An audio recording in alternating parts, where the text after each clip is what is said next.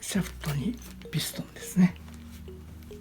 これイーリングはよく飛ばすんで、ちゃんと予備を入れてくれてますね。これ良心的ですね。実際に使うのは4個。まずこれを下側に入れます。これも飛ばさないようにしてで、これが軽く回ります。このイーリングは比較的柔らかいんで簡単にやります。これ多分手でも入りますね。これね、少しオイルを振って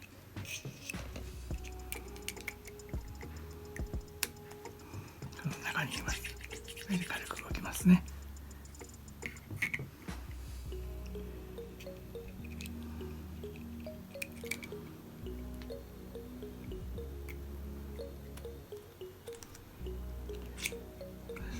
ちょっと回しといてやると軽く、これはダイヤフラムになってますね。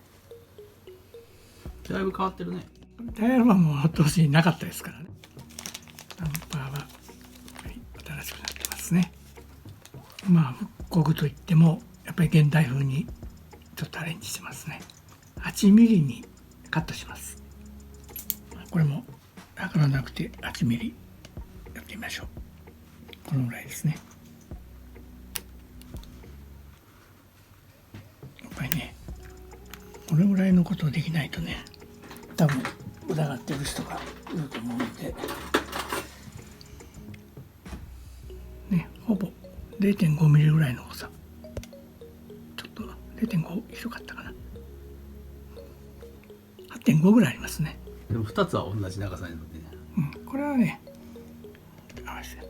この辺は誤差の範囲ということで勘弁してもらいましょう。やっぱりちょっと鈍ってますね、残念ながら。ストッパーなのそれ。これストッパーですね。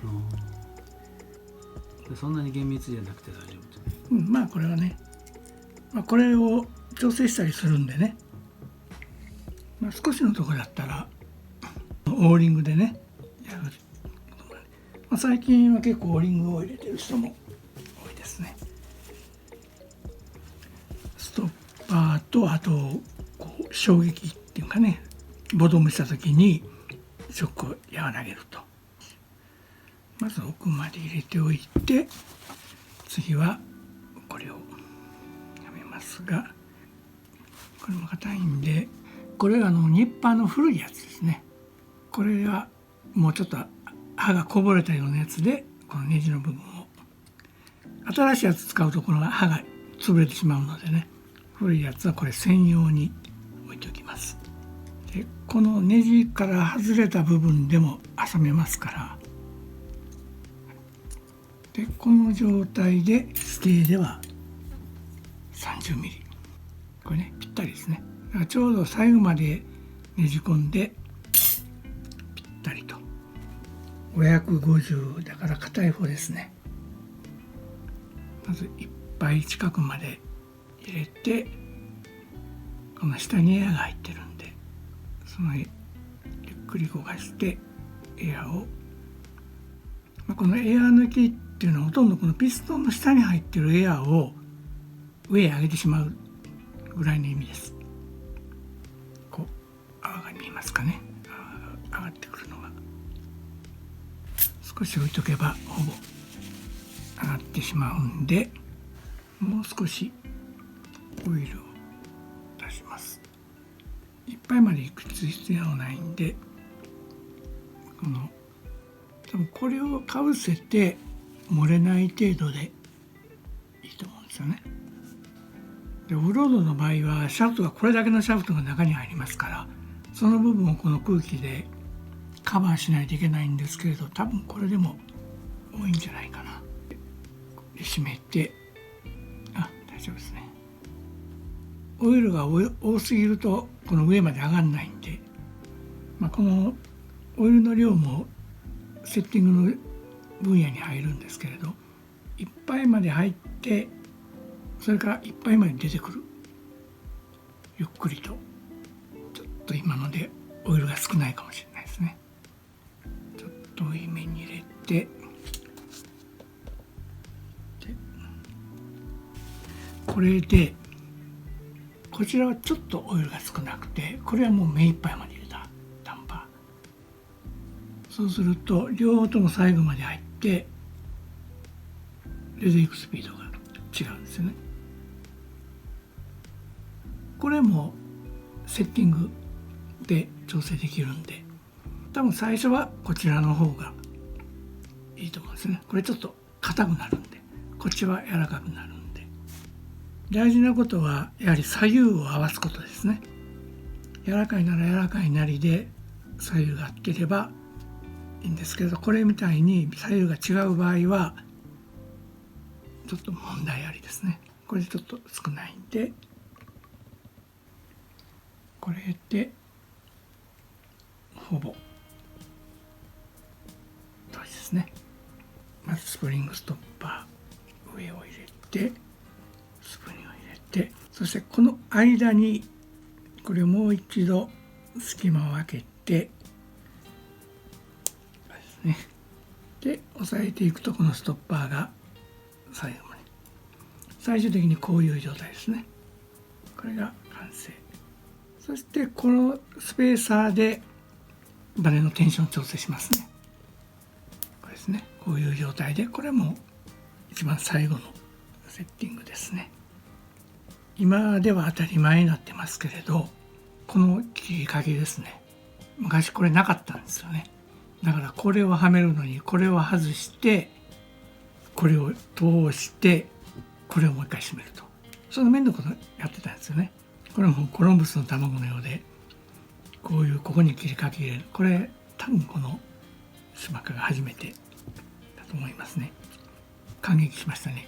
こういうアイデアもあるんだと。はい、これでリアは完成。こういう順番にありますね。で今度はフロントは柔らかいオイル。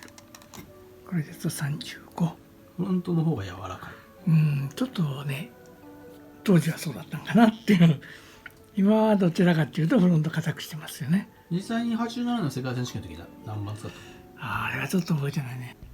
わからないって言っても、別に組んでないんで自分でやったわけじゃないんで、もうオイルが入ってないってことはありえないんで。あ、そうか。これはオイル入ってたよね、初めにもらった時は。そう、もう何もしてないんで。知らんもんね。知らん。メカを積んだだけなんで、多分あんまり気にしたことない。ということはリアに硬いオイルが入ってたってことね。ということだね。おそらく。これね、こっちは縮める方ね。こっちは開ける方ね。これは縮めてはめる。こっちは開けてはめる。間違いないね。こっちカットでこれ使えないんでね。これ以上開けてもしょうがないんでね。間違いないよね。これを入れてちょっと押し込むと。でないと溝が出てこないんで。よし。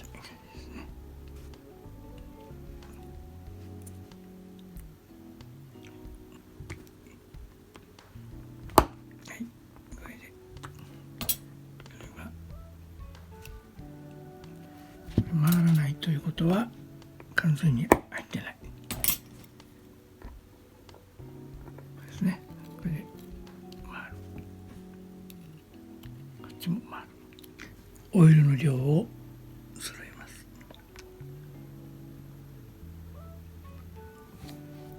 これも少ないなら少ないなりに左右が揃っていればそんなに大きな問題は。この時点でオイル揃えとけば楽なんですよね。私がダンパ組む時は4本をいっぺんにやって、この状態でオイルを入れて、そして蓋をして、それからこの下をつけるっていうのは私のやり方ですね。4本同時よね。4本同時でね、前後あってもね。でもそのデメリットはオイルを間違える危険性があるよね。そういう意味では別々に組んだ方がいいね。ツーリングの場合はね、前後は一緒だから4本で、オフロードっていいよね。あんまりシビアじゃないもんね。そう、そんなね。でダンパーも長さがね前後違うんでやりやすい、分かりやすいよね。間違うことないよね。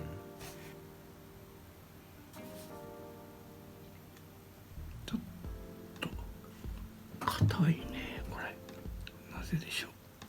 前の方が柔らかいオイル入れてるにもかかわらず硬い。硬い。でもそれは構造的に硬いはずがない。オイル間違ってないよね。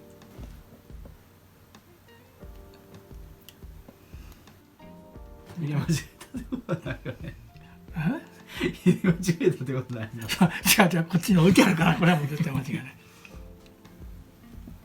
あ、硬いっていうのは手が鈍いってことを言ってた。うん、そうスッと出てこないんで、だからオイル柔らかい分もっと早く出ないといけない。何かが硬い。ひょっとしてピストンが違うのかな、前後で。でも見た目一緒でね。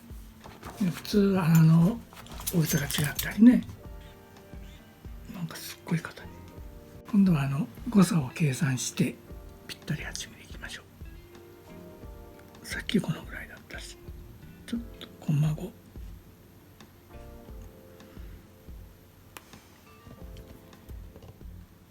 はい、今度は8ミリチャツですね。